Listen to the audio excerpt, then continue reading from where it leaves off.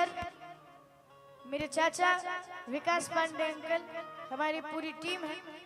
और आई का कहे के बाद और साथ में हमारे राधे श्याम अंकल भी काफी अच्छे अंकल, ढेर सारा आशीर्वाद मिला अंकल का। और आई कैसे कहे के बाद शारदा भवानी राखा सभा बीच पानी,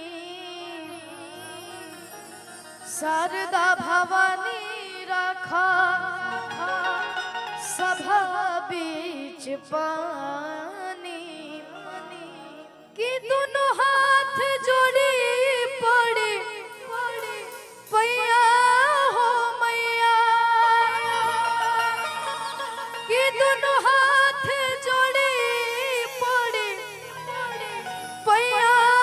हो मैया, कि बुधिया के हीन बानी दुखिया में दीन बानी, ना पढ़नी हा कोनो पढ़ैया हो मैया। और दिल से धन्यवाद हमारी यूपी की पूरी प्रशासन का, और साथ में हमारे यूट्यूब चैनल वाले जितने भी चाचा लोग और भैया लोग आए हुए हैं, साथ में हमारे सागर फिल्म्स और अंकेश एंटरटेनमेंट और उजाला एंटरटेनमेंट, जिनका शुरू से लेके अब तक उनका आशीर्वाद मेरे पे है। शुरू में भी इन तीनों चैनलों का और तीनों अंकल का ढेर सारा आशीर्वाद मिला था। आइए कैसे कहना है, हे वीणा वाली मैया आहो जा हमारा पसहैया, कि तुहरे कृपा से हम गाइल गानवा,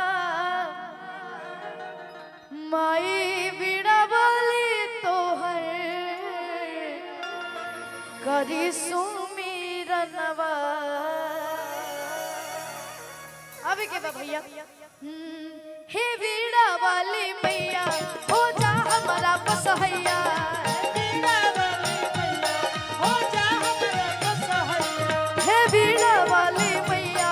हो जा हमारा बसहैया, हो जा हमारा बसहैया, तोहर कृपा से हम ता गाइल गनवा, तोहर कृपा से हम ता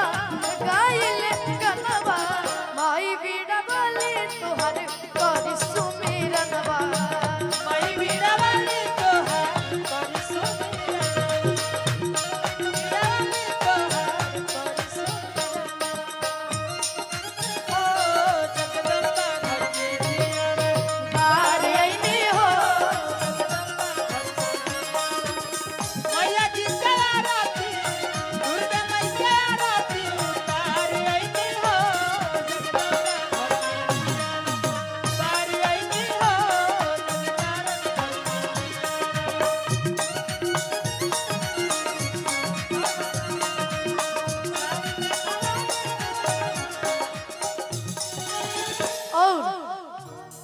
कहे के बा